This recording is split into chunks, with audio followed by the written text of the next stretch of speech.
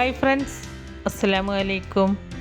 എല്ലാവർക്കും ആയിഷ ശ്രീവേൾഡിൻ്റെ പുതിയൊരു വീഡിയോയിലേക്ക് സ്വാഗതം. ഇന്ന് നമ്മൾ തയ്യാറാക്കുന്നത് നമുക്കെല്ലാവർക്കും ഒരുപാട് ഇഷ്ടപ്പെട്ട പരിപ്പ് വടയാണ്. സാധാരണ നമ്മൾ പരിപ്പ് വട ഉണ്ടാക്കുന്നത് ചനാദാൽ അഥവാ കടലപ്പരിപ്പോ അല്ലെങ്കിൽ വടപ്പരിപ്പോ ഒക്കെ വെച്ചിട്ടാണ്. എന്നാൽ നമ്മൾ ഇന്നിവിടെ പരിപ്പ് വട ഉണ്ടാക്കുന്നത് സാമ്പാർ പരിപ്പ് കൊണ്ടാണ് കേട്ടോ.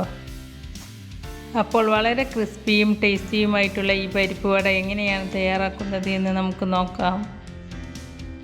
പരിപ്പ് വട ഉണ്ടാക്കുവാനായിട്ട് ഞാനിവിടെ 250 ഗ്രാം സാമ്പാർ പരിപ്പാണ് എടുത്തിട്ടുള്ളത്. ഈ പരിപ്പ് ഞാനിവിടെ 2 മണിക്കൂർ മുമ്പ് വെള്ളം ഒഴിച്ച് കുതിരാൻ വെച്ചതാണ്. നമ്മുടെ പരിപ്പൊക്കെ നന്നായിട്ട് കുതിർന്ന് കിട്ടിയിട്ടുണ്ട്. ഇനി നമുക്ക് ഈ പരിപ്പ് ഒരു സ്ട്രെയിനറിലിട്ട് വെള്ളം വാർത്തെടുക്കാം. ഇപ്പം ഞാൻ ഈ പരിപ്പിലെ വെള്ളമൊക്കെ നന്നായിട്ട് വാർത്തെടുത്തിട്ടുണ്ട്. ഇനി ഞാൻ ഈ പരിപ്പിൽ നിന്നും 2 ടേബിൾ സ്പൂൺ പരിപ്പ് മറ്റൊരു പാത്രത്തിലേക്ക് മാറ്റി വെക്കുന്നുണ്ട്. ഇത് നമുക്ക് പിന്നീട് യൂസ് ചെയ്യാനുള്ളതാണ്.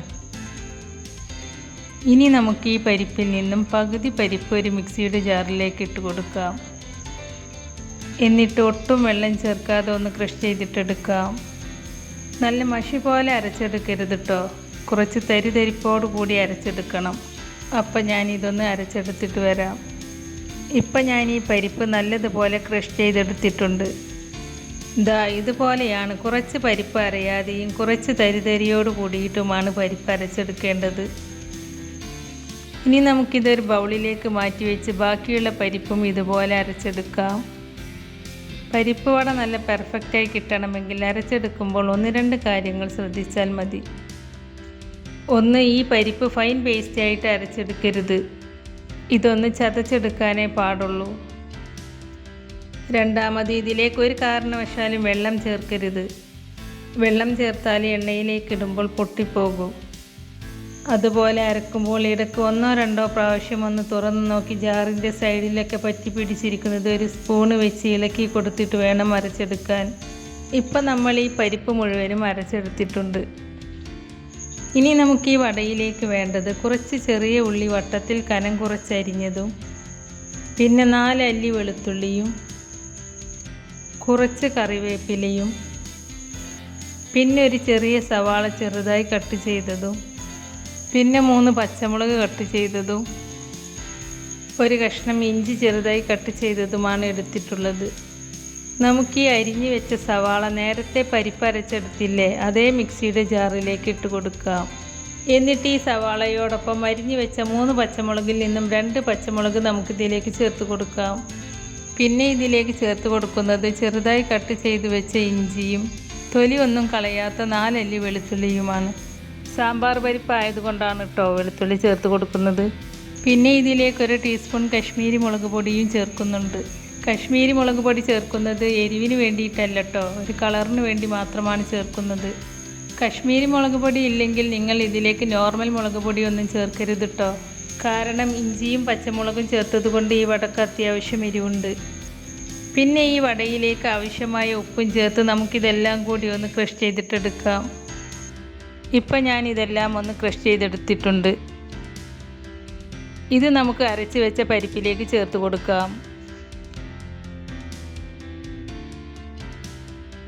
ചെറിയ ഉള്ളിയും കറിവേപ്പിലയും നമ്മൾ ചതച്ചെടുത്തിട്ടില്ല കേട്ടോ. കറിവേപ്പില ചെറുതായിട്ട് കട്ട് ചെയ്തിട്ടാണ് നമ്മൾ ഈ അരച്ചെടുത്ത പരിപ്പിലേക്ക് ചേർത്ത് കൊടുക്കുന്നത്.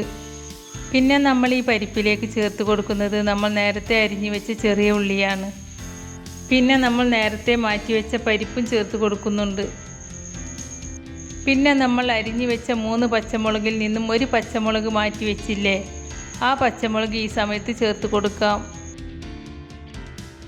ഇനി ഈ മിക്സിയിലേക്ക് 1/2 ടീസ്പൂൺ കായപ്പൊടിയാണ് ചേർത്ത് കൊടുക്കുന്നത്. ഒരു കഷ്ണം കായം ഞാൻ എണ്ണയിലിട്ട് മൂപ്പിച്ചതിന് ശേഷം അത് പൊടിച്ചിട്ടാണ് കേട്ടോ ഞാൻ ഇതിലേക്ക് ചേർത്ത് കൊടുക്കുന്നത്. കായം എണ്ണയിലിട്ട് മൂപ്പിച്ചത് കൊണ്ടാണ് കേട്ടോ കായപ്പൊടിയുടെ കളറിങ്ങനെ. 1 മിനിറ്റെങ്കിലും സമയമെടുത്ത് ഇത് നന്നായിട്ട് മിക്സ് ചെയ്തെടുക്കണം. എങ്കിലേ ഉപ്പും എരിവുമൊക്കെ എല്ലാ ഭാഗത്തും ഒരുപോലെ എത്തുകയുള്ളൂ. അതുകൊണ്ട് നന്നായിട്ട് തന്നെ മിക്സ് ചെയ്തിട്ടെടുക്കുക. ഇപ്പം നമ്മുടെ വട മിക്സ് റെഡിയായി കിട്ടിയിട്ടുണ്ട് കേട്ടോ. ഇനി നമുക്കിതൊരു 10 മിനിറ്റ് അടച്ച് വെക്കാം. 10 മിനിറ്റിന് ശേഷം നമുക്കിതൊന്ന് തുറന്ന് നോക്കി വട ഉണ്ടാക്കി തുടങ്ങാം. ഇനി നമുക്ക് പരിപ്പ് വട എങ്ങനെയാണ് ഷേപ്പ് ചെയ്തെടുക്കുന്നത് എന്ന് നോക്കാം. അതിനായി വട മിക്സിൽ നിന്നും അല്പം മിക്സ് എടുത്ത് ഇതുപോലെ ഉരുളയായിട്ട് ഉരുട്ടിയെടുക്കുക. എന്നിട്ട് കൈ ഒന്ന് ചെറുതായിട്ട് നനച്ചു കൊടുക്കുക. അതിനുശേഷം ഉരുട്ടിയെടുത്ത വട മിക്സ് ഇടത്തെ ഉള്ളം കൈയിൽ വെച്ചിട്ട് വലത്തെ കൈയിൻ്റെ ഉള്ളം കൈ കൊണ്ട് തന്നെ ഇതുപോലെ ചെറുതായിട്ട് പ്രസ് ചെയ്ത് കൊടുത്താൽ മതി.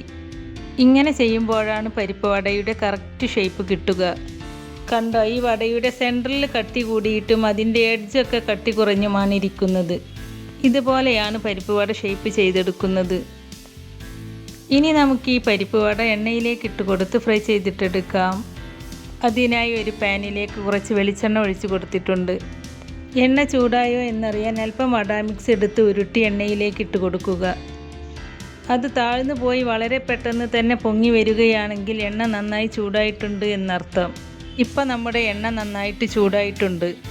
ഇനി നമുക്കൊരു മീഡിയം ഫ്ലെയിമിലേക്ക് മാറ്റിയിട്ട് ഓരോ വടയും ഈ എണ്ണയിലേക്ക് ഇട്ട് കൊടുക്കാം.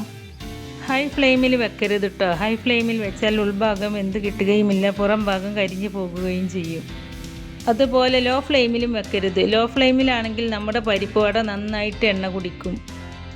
അതുകൊണ്ട് നിങ്ങൾ മീഡിയം ഫ്ലെയിമിൽ വെച്ചിട്ട് തന്നെ വട ഫ്രൈ ചെയ്തിട്ടെടുക്കണം കേട്ടോ. അപ്പോൾ നമുക്ക് ഈ പരിപ്പ് വട ഓരോന്നായി പരത്തി വെക്കേണ്ട ആവശ്യമൊന്നുമില്ല. ഇതുപോലെ പരത്തിയെടുത്ത് പെട്ടെന്ന് എണ്ണയിലേക്ക് ഇട്ട് കൊടുക്കുന്നതാണ് നല്ലത്. എണ്ണയിലേക്ക് ഇട്ട ഉടനെ പരിപ്പ് വട എണ്ണയിൽ ആദ്യം താഴ്ന്നേ കിടക്കുകയുള്ളൂ. പിന്നീട് അല്പനേരം കഴിയുമ്പോൾ അത് മുകളിലേക്ക് പൊങ്ങി വരും. മുകളിലേക്ക് പൊങ്ങി വരുന്നത് വരെ ഇത് ഇളക്കാൻ പാടില്ല.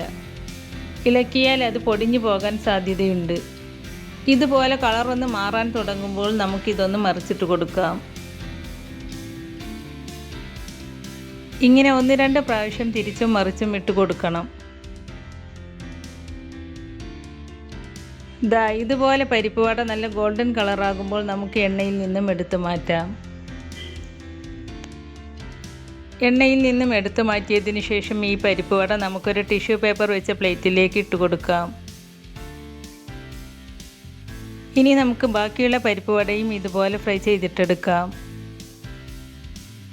നമ്മൾ ആദ്യം ചെയ്തതുപോലെ ഉള്ളം കയ്യിൽ വെച്ചിട്ട് തന്നെ പ്രസ് ചെയ്തിട്ടെടുക്കണം കേട്ടോ. വിരലുകൾ കൊണ്ട് ഒരിക്കലും പ്രസ് ചെയ്തിട്ടെടുക്കരുത്. അപ്പോൾ നമുക്ക് ഈ കറക്റ്റ് ഷേപ്പ് കിട്ടില്ല. ഇപ്പോൾ നമ്മുടെ എല്ലാ വടയും എണ്ണയിലേക്ക് ഇട്ട് കൊടുത്തിട്ടുണ്ട്. നമ്മൾ ആദ്യം ചെയ്തതുപോലെ തന്നെ തിരിച്ചും മറിച്ചും ഇട്ട് വേവിച്ചെടുക്കുക. അങ്ങനെ നമ്മുടെ എല്ലാ പരിപ്പ് വടയും ഇവിടെ ഫ്രൈ ആയി കിട്ടിയിട്ടുണ്ട്.